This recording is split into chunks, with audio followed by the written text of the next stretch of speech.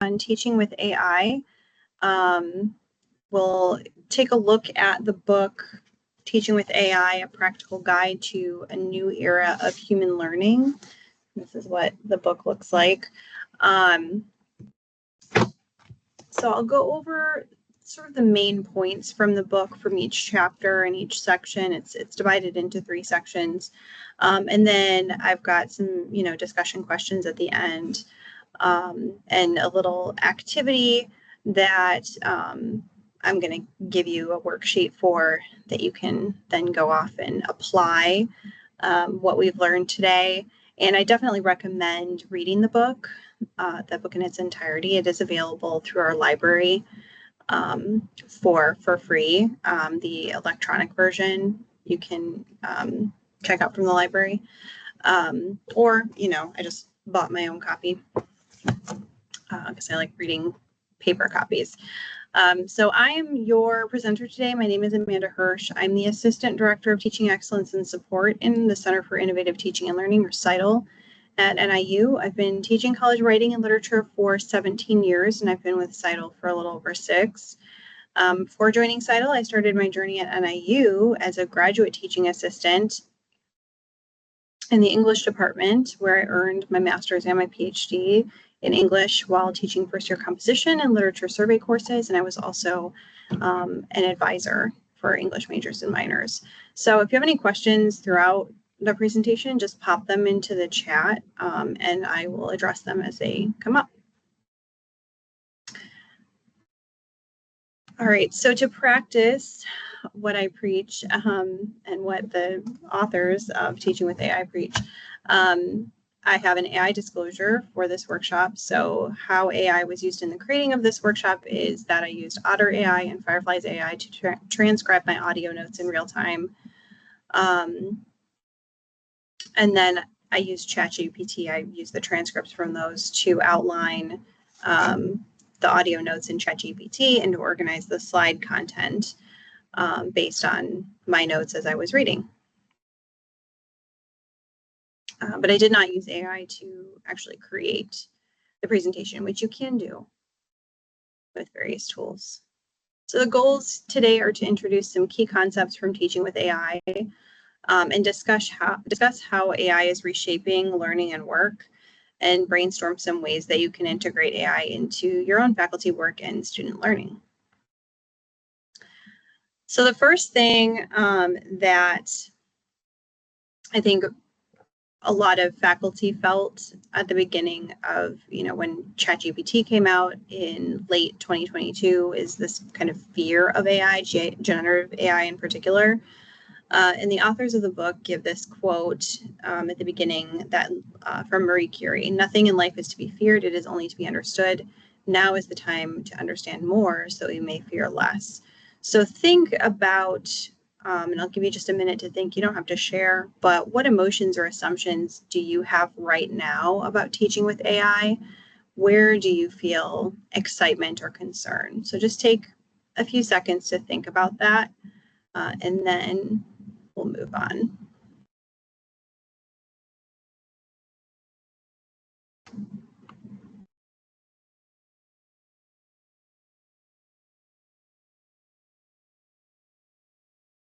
All right, so let's get into the book. Ultimately, the book argues that AI will reshape thinking. So they draw an analogy about how the internet changed, our relationship with knowledge, and now AI is reshaping our relationship with thinking. And if students are to use AI responsibly, we need to teach them how, according to the authors, and we then would need to learn how to use AI in order to teach our students effectively, because we can't teach our students even about AI if we don't understand the basics of that. Part 1 of the book is about thinking with AI, and the first chapter is on those AI basics. So they talk about, just give a general overview, kind of detailed, but not too technical, of artificial intelligence, so different types of AI. Generative AI isn't the only type. And we've been interacting with AI, whether we know it or not, for many years.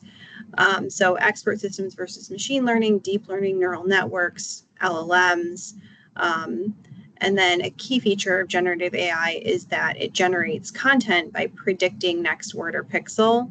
And it is also capable of creativity, positive, but also hallucinations or inaccuracies, which could be negative, and spread misinformation.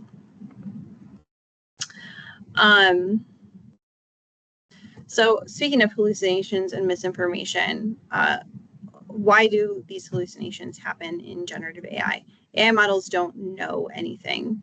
They calculate likelihoods. So the implications for students are that the outputs might sound plausible, but they might include false facts or made up sources. So there's this new layer of critical literacy that's needed, according to the authors. They also point out the problem of bias in training data. So models trained on massive data sets reflect social inequities. So they give an example of image generation. If you prompt it for an image of high-paying jobs, people in high-paying jobs, they'll mostly show you white men. It depends on the AI that you're using. Doctor, for a particular AI that they tested, only 7% women were represented in images for doctor versus 39% in reality. And that changes with different models. Firefly, Adobe's Firefly, the people behind it have consciously tried to counter those biases in the data sets.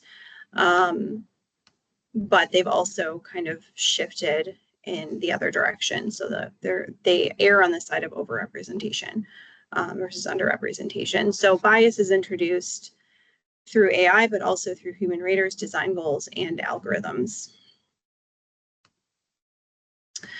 In chapter 2, they talk about a new era of work. So they compare this new era of AI knowledge work to the Industrial Revolution, which had a great impact on blue-collar workers. And then this AI revolution is going to have a high impact on white-collar labor.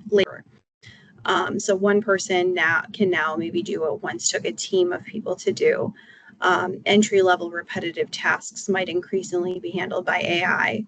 And then that raises a question: where are students going to learn foundational skills if those jobs change? So if, the entry-level repetitive tasks are taken over by AI, how are students going to learn those foundational skills? What does AI do well? Some examples: medical image analysis, legal search, meeting notes, standard communication, plagiarism checks. Those are some things that AI can do. So AI can assist, it can augment, it can accelerate a lot of tasks, but it still needs that human interpretation and judgment. And the authors argue moving away from thinking of AI as an assistant to thinking of AI as a collaborator. So they point out that AI isn't just a time saver, it changes actually how we think, and there's this potential for co-creation. So you can have AI help you brainstorm ideas, help you with drafting and revising, help you clarify complex concepts. So they try to frame AI as a cognitive partner rather than something that's taking over. And then human thinking in the loop. They talk a lot about AI level work as being the new C level work. And if that's the case, if the AI level is the new C, then students need to go above and beyond that. They need to go beyond surface answers. They need to show insight, context, ethical awareness, creativity. There needs to be, more to it. And I'll come back to this new C-level AI work when we talk about rubrics as well. And then professional relevance. Employers are going to value above AI thinking. Why are they going to hire someone who only has the output that AI can already give them for free or less? Chapter 3 is on AI literacy. So the current model, and I think this model has been around for a really long time, is to just kind of hope that critical thinking will transfer across contexts. And if you've been teaching for a while, you know that that doesn't necessarily work, that students don't automatically transfer their learning to different contexts. We have to show them how to do that. The new model, they argue, is to build explicit AI literacy into the curriculum, and across the curriculum as well. So there are opportunities there you to teach skepticism, logic, and ethical reasoning with these AI tools. Chapter 4 is about reimagining what creativity is. So they might be productivity aids, but these AI tools can also be ideation partners. And they argue that good prompts are creative acts. So asking better questions means getting better responses, and iterating is the key to depth. So that's going to be a new skill set that students will need to learn, how to ask better questions to get better responses and how to iterate. And then creativity will involve work as well, using AI for creativity, prompting, refining, evaluating, reframing to get the desired output. In the same chapter, they talk about thinking with AI as prompting and problem solving. So most people think that, and I think most of our students come into college thinking, problem solving is finding one right answer. But true problem solving, the authors argue, combines divergent thinking, so what else is possible, and convergent thinking, what's the best path forward. And that dynamic is central to teaching with AI as well as using it critically. So just some key takeaways from the first part. AI changes how we think and work. Hallucinations and bias need to be understood, not necessarily feared. Students must learn to collaborate with AI, not just consume its outputs. And AI literacy is now a foundational skill for all disciplines, or they argue that it should be.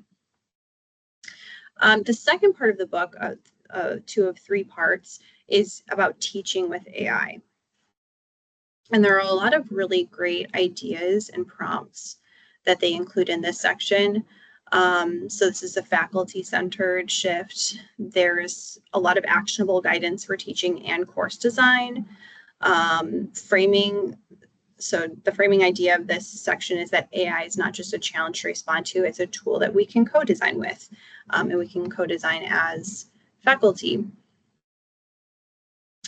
Chapter 5 is AI-assisted faculty. So they point out some ideas that you can use AI to summarize research, to brainstorm lesson plans or assignments, to draft rubrics, feedback, discussion prompts. I've used it for all of these reasons. The key idea here is that experience matters too. Free versus paid AI produce different results. There's a reason why there's a paid version of the AI. It's going to be more sophisticated. So if you've only messed around with the free versions, you don't necessarily know all that AI has to offer and the outputs that it can give us and our students. Digital and socioeconomic equity are also brought up in this chapter. AI access isn't equal. So wealthier students might have those better tools. They might have premium software. They might have access to, at the time that this was written, GPT-4 was the latest model. Free tools might flag more often in detection or offer weaker results. So if you're using plagiarism detection, for example, AI plagiarism detection, those free tools, their output might get flagged more often than the better tools. So we need to be aware as faculty of equity issues, both in AI use and in our enforcement of whatever our policies are. Chapter 6 is about cheating and detection. And I thought it was interesting that this kind of comes about almost halfway through the book. And that's, I think what I hear a lot from faculty is the worry about cheating and detection with AI. They point out, cheating is not new. AI just changed the method, made it a little bit faster, a lot faster. Past methods might have been like Chegg, Course Hero, paraphrasing tools. Now students are using GPT, iterative prompting, recursive paraphrasing. So cheating has been here. AI detection is another issue that they bring up in this chapter, the problems and the risks with it. So tools like GPT-0 and CopyLeaks are imperfect. There's a case study actually about false accusations of a student and professor. So the chapter kind of bookends this story. It starts with the story of a graduate student whose professor thinks that their writing is AI. And so they put it through a couple of AI detectors. And one of the detectors says, like 33% is probably written by AI, and the other detector, the paid detector, says 100%. And the student didn't use AI, and they were being falsely accused. And so they were worried about, what was going to happen. And then at the end of the chapter, you find out that this student had taken one of the professor's papers that was written before generative AI came out, before ChatGPT came out, and put that into the same AI plagiarism detection software, and it gave similar results to the student's detection.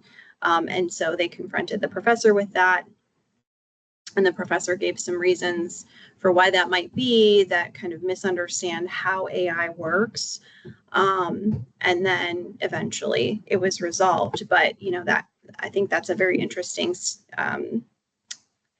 case study. So if you're going to use AI detection, try putting your own work into the detector and see what it says before you decide to put student work in there and rely on it as the main or the only way that you detect AI writing in student work. Detectors report probabilities. They point out, not truths. So faculty are the ones who are interpreting those probabilities. You're the one who's assigning meaning to it. So that introduces bias. It introduces potential stress, potential harm to students who are falsely accused. And detection software can misfire, especially with recursive edits. So if students are doing recursive edits to the work that AI has generated, that decreases the reliability of the AI detection as well. So just some food for thought there that they put in. They also talk about systemic and ethical concerns about false positives affecting students disproportionately, especially potentially poor students. They also, I believe, mention that students for whom English is not their first language, who are English language learners, might be flagged more so than native speakers as well. And faculty feel, like they're under pressure to enforce, the academic integrity. So some questions just to think about. What's your acceptable level of collateral damage? So it sounds kind of harsh, but what are you willing to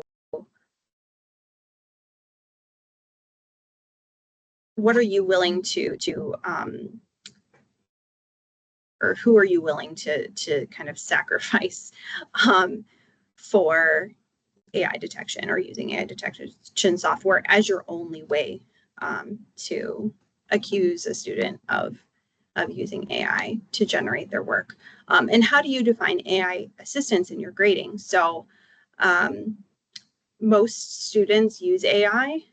The ways that they use AI are varied. So how can students use AI that's an acceptable way? And how can you teach them how to use AI in acceptable ways while still maintaining academic integrity and helping students proceed towards learning outcomes? Chapter 7 is about policies. And they have this quote, what faculty call cheating, business calls progress. So there's a cheating business out there. Chegg, as we've already mentioned, they'll sell students homework answers. So we're working up against a lot of things that are working against us with promoting academic integrity to our students. So they also point out that framing academic integrity as kind of school only or emphasizing it as, in academia might actually backfire with students because they don't see it as being relevant beyond their schooling. So, why are they going to take it seriously or value that, if they don't really need to worry about it when they graduate? So they argue that a better approach is to link AI policies to values like professionalism, respect, transparency instead. And they also argue for student collaboration and policy design. So co-creating those policies with students using reflective activities like integrity values exercises, sample disclosure statements, acknowledgement sections and assignments, and considering how AI supports or conflicts with those course values that students have helped design. And then ask them, how do these tools that you maybe use, that you maybe haven't used, how do they support or conflict with those values that you've established? And then grading and redefining quality. I mentioned that AI is now the C-level work earlier, and their solution to this that they argue for is to raise our grading standards. So if AI level work is now a C, now you need to do even better than that to get a C in the class. So they argue that C level work should now be an F. And they argue that you should adjust your rubric so that average equals failing. And they give this model where there's like a non-performance, you get no credit. If it's AI level, whether AI wrote it or not, if it's that AI level of work, it gets 50% or an F. If it's good, if beyond that, it's B. If it's great, it's an A. So that's what they argue. And they actually give a sample rubric with descriptors, so you can kind of see how that would play out in this chapter.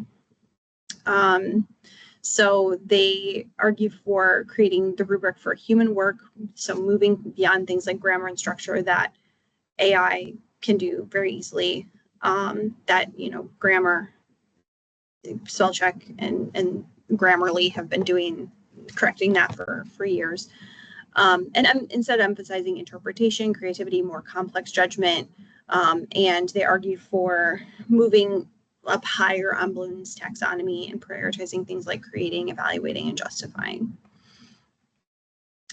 So if part 2 is about teaching with AI, part 3 is about learning with AI, and it's about deepening learning through collaborating with AI. So the focus shifts from faculty, how faculty can use AI, to how students can learn with AI. And they talk about things like feedback tool, tutor, and role playing as roles or ways that we can have students work with AI. They say that AI can support instant formative feedback, skill refinement through iteration, creative thinking through simulations and role playing, and then that the faculty role is to teach students to use AI critically and reflectively to emphasize the process, not just product, and to frame AI use with ethical, practical, and pedagogical care. So chapter 9 is about feedback and role playing, and how AI can help students with revising by giving them instant feedback, by helping them refine things like tone, structure, and organization. And it's best used when students are explicitly taught to prompt well, to revise iteratively, and to reflect on the suggestions. And so part of that reflection is deciding or determining whether to implement those suggestions as well, and making that a decision. So adding that human decision making there. So they throughout the whole book, they give examples of prompts, just lists and lists of examples of prompts. So it's really valuable, the examples that they give, so you can kind of see how it works too, or how it could work, and you can even play around with it yourself. Using AI as a learning partner, they talk about role-playing prompts, AI as a peer reviewer, AI as a scientist, AI as a critic, interviewer. They also say that it encourages engagement and critical thinking. And to integrate this into your class, you could have students, have this conversation with the AI based on your prompt, and then they can submit to you their chat logs or their transcripts, and as well as reflections on the revision process based on that use of AI as a learning partner. Chapter 10 is on designing assignments and assessments for human effort. And the main point here is if AI can do an assignment easily, students may not see a reason not to use it. And they point out that cheating often signals disconnection. So students feel disconnected to whatever the task is. It's not just about dishonesty. If they don't see value in the task, then they might outsource it. So effective assignments, they say, should be designed to require more effort from humans than from machines, to increase the perceived value and relevance to students, and then to build in resistance to automation without relying on surveillance tactics. So the effort formula they lay out is the I care, I can, I matter. So the task has purpose. They have the skills to succeed. If something's too easy or too hard, they tend to quit. And that might be when they use AI or other forms of cheating. And then my perspective is meaning invisible. So I care, I can, and I matter. And they argue that we should be explicitly stating the relevance for students on the assignment. So why the task matters, what skills it builds, how students are going to use those skills, both in our class, like maybe how does that skill relate to the next assessment? How are we building up towards the end of the course, or even beyond? So how are you going to use these skills in your professional life as well? And then we need to support that effort with clear instructions, examples and rubrics, spacing, timing, checklists, process artifacts. And AI it increases the need to make the process and the value of learning visible. And I think that students more and more, especially I've noticed my Gen Z students are more likely to demand, reasoning for why are we doing something. Chapter 11 is writing in AI. So one strategy that I've seen even recently in, chats on webinars and things on AI, some faculty think, oh, well, if I just have them write a reflection or a personal story, then, they won't use AI because it's personal. But AI can mimic reflection and personal stories, and that undermines the thinking in writing. So you can assume that students are going to use AI or show them how to use AI in the reflection process. But there's some solutions that they present requiring drafts, requiring a version history, requiring transcripts of AI chats. And then for like reflective or personal stories, if you're having them write on that, have them give an oral presentation to verify their authorship. So if they know the idea behind that, the authors say is that if they know they're going to have to talk about it in front of their peers, then they might be less likely to rely on AI because they're going to have to answer questions. They're going to have to be able to talk about it comfortably. And then also assigning ethical dilemmas, interviews, or journaling to try to center the human voice too. And they point out that writing with AI is not eliminating writing, it's just redefining the writing processes. So teaching students AI literacy through writing, we need to teach students to craft those better prompts, to fact check their AI outputs. They mentioned, I think it was GPT-3 was like 31% when they asked GPT-3 to cite sources in their output. Like 31% of the sources were, I think it was 31 or 32% of the sources were hallucinated. They didn't exist. And then GPT-4 wasn't a whole lot better. I think it was like 28% didn't exist. So it was like it improved by 3%. So have them fact check AI outputs. Look for those sources that the AI mentions and find out if they actually exist. Compare AI versus human arguments. So you can, as the faculty member, have them read an article and then have them read a human argument from that article and then generate an AI argument and then compare how the human versus how the AI analyzes the original text. Some assignment ideas they give, fact checking, annotating AI generated essays, stress testing, AI generated claims, writing for a multiple audience with AI help. So, put your essay into AI and ask it to give you suggestions for how to write it for X audience. And then reverse engineering strong writing from weak drafts. Chapter 12 is assignments and assessments, and this is the final chapter. Some students are still going to try to cheat. So we want to design assignments that resist automation, but we're not going to get completely around students cheating. If they can't do it with AI, they might just pay someone to do it for them, right? And there's no way that we can find that out unless they give us a receipt.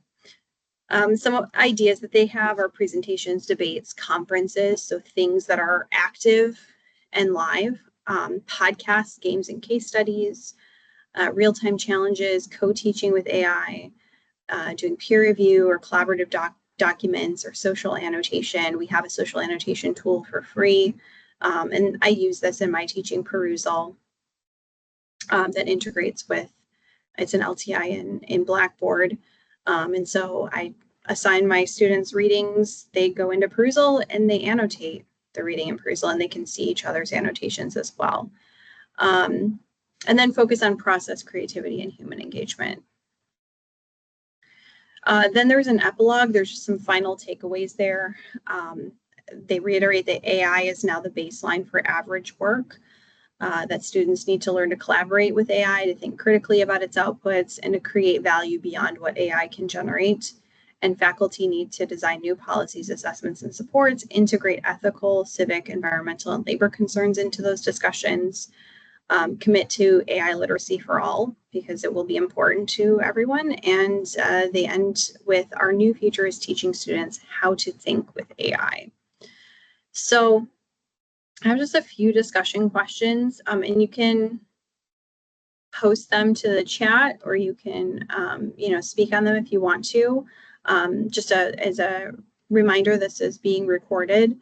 So if you don't want, your answer in the recording, you can just leave me a note or let me know afterwards and I can take it out. But in what ways do you see AI reshaping how students think and learn in your discipline? How do you feel about the suggestion that AI is now the baseline for C-level work? And then ultimately that it needs to become F-level work? And what does that imply for your grading and your feedback practices? And what do your students need to know about using AI in your field? How might you help them build that literacy intentionally? So you don't have to answer all of these questions. If one of them sticks out to you or you want to talk about something else, you can as well. So again, you can unmute yourself or you can just pop any thoughts you had into the chat.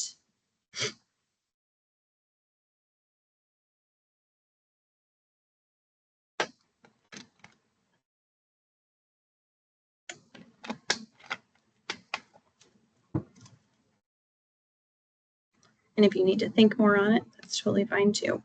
Oops.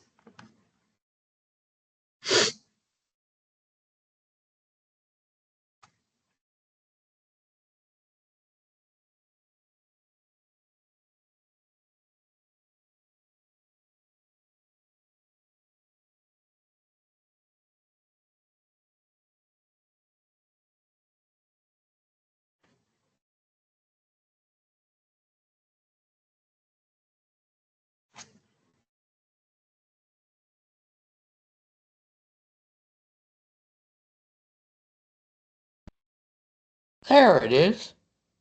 Okay, this is Bill. Bill. Hi, Bill. I teach music. I teach piano, actually. But it seems to me that what it's really good at, I've used Perplexity and ChatGPT a little bit. But I think what it's good at doing is that it can access lots and lots of information, and then it can put it together and summarize it. I find when I talk about a topic or ask a question or something, or like an illness or something like that, it can gather a lot of information. I couldn't do that on my own, even using Google. It would take me a long time to try to find the right websites and relevant information.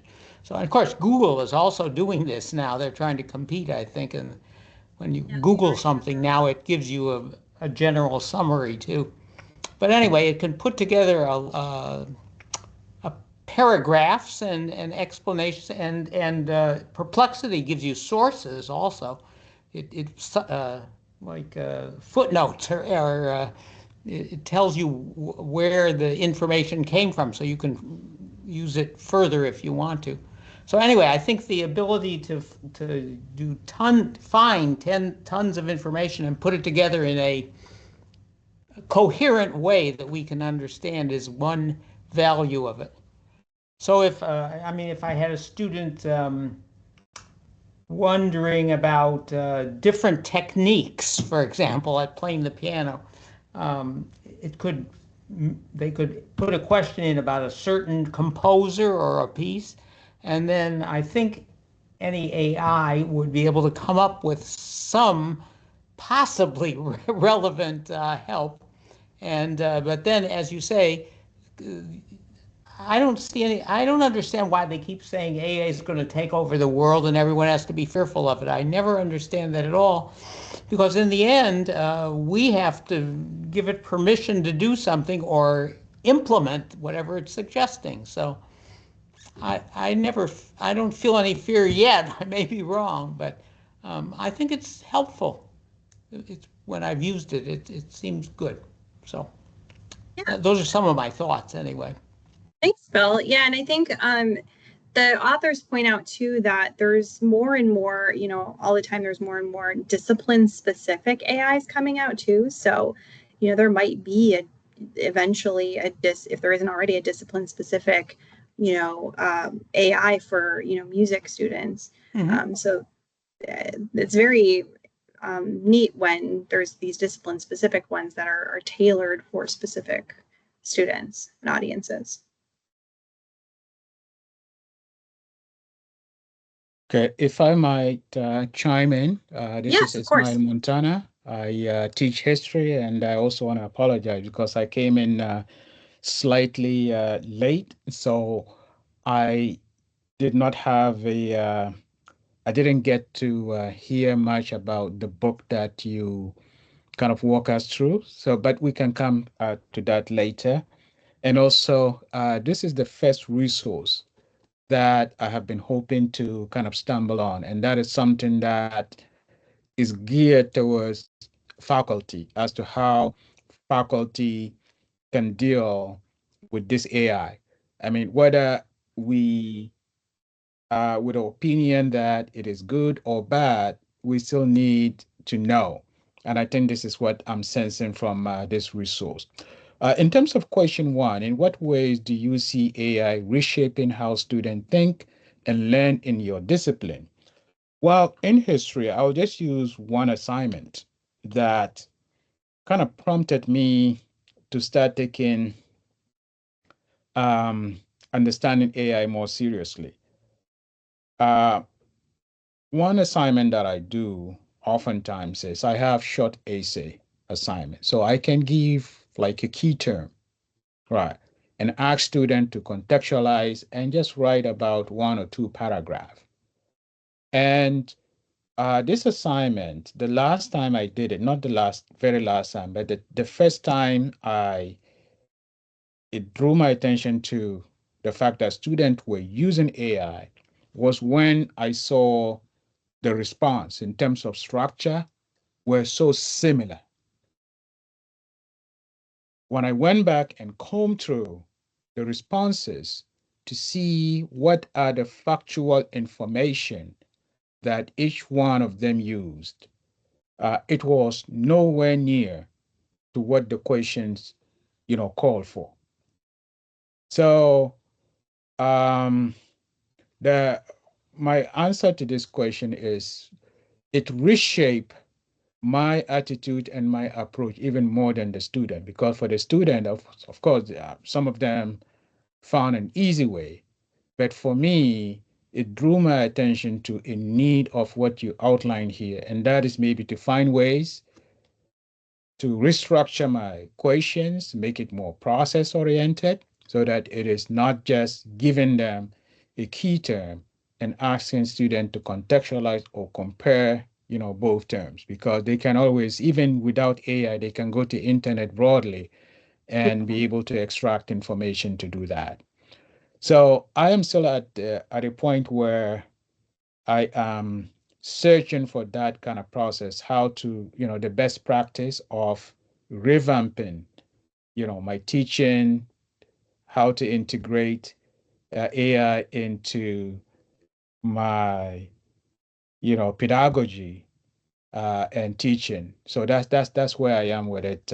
And I think in history, I mean, since we deal with, we write a lot. I don't know about music, but with history, I think there is a lot of content analysis that is based on writing. And this is what AI is more kind of prone to doing. Or if you are not informed about the fact, you can just see a text.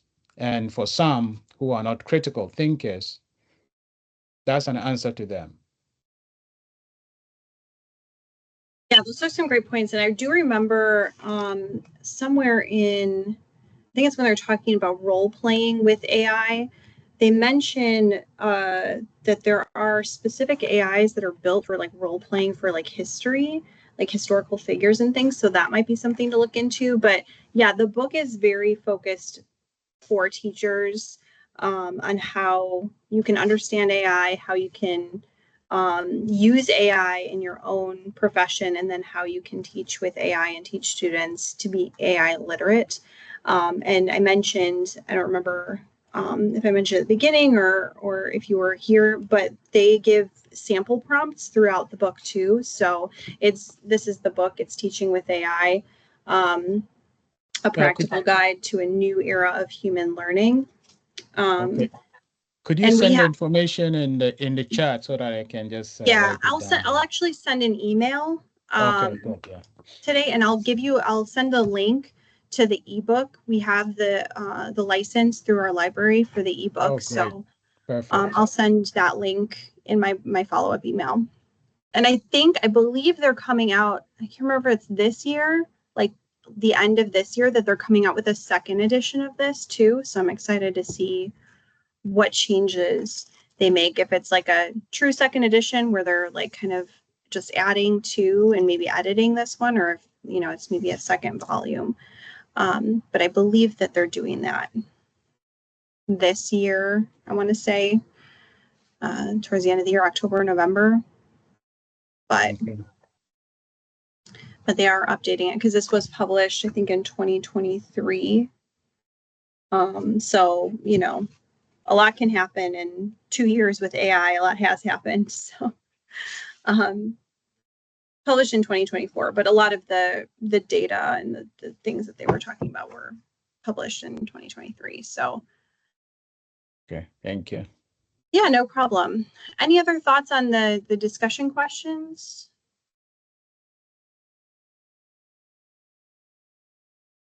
Discussion question 2. Mm-hmm. Wow, that's I find that to be a tricky one, given the counterexample that you gave when the professor fed student paper into AI and student also did the same. Right. So unless one is 100% absolutely certain that a work is an AI generated, then how do you kind of, consider it or grade it as a C-level AI driven work?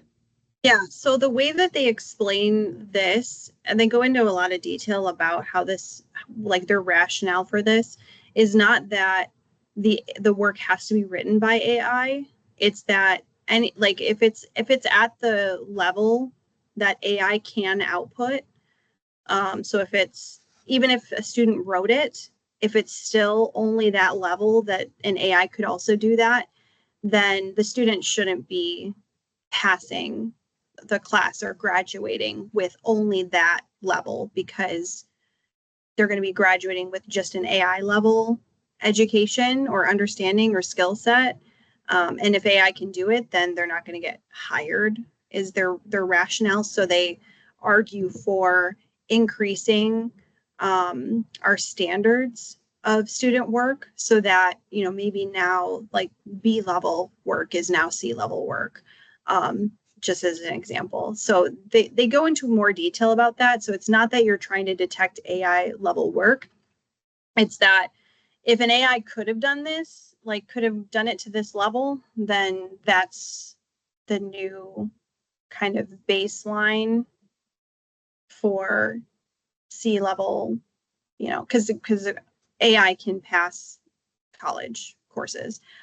So how can we design our college courses so that AI alone couldn't pass the college course, to add value to for our students and to our students?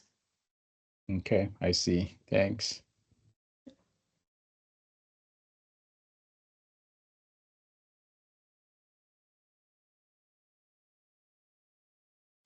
All right, so I'm going to move on.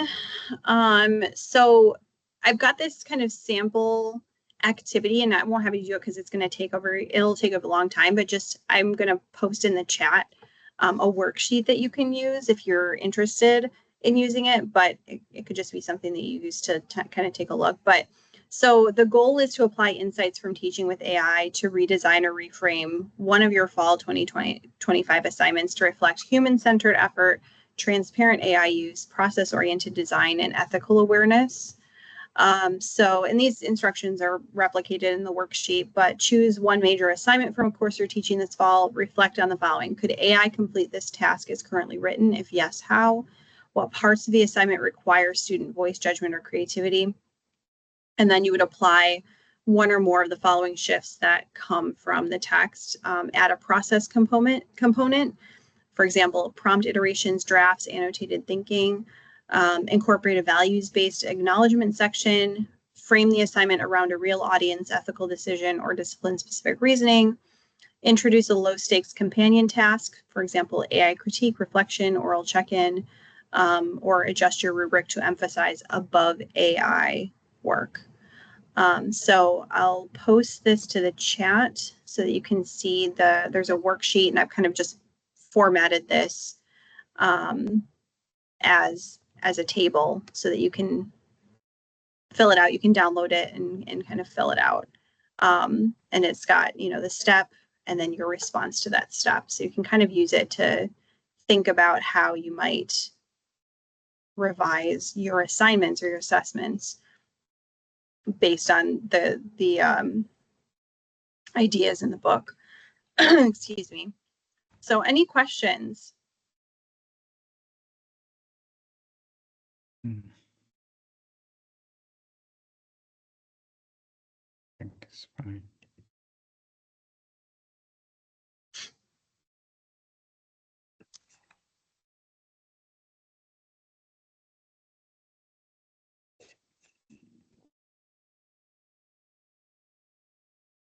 Oh, I'm good.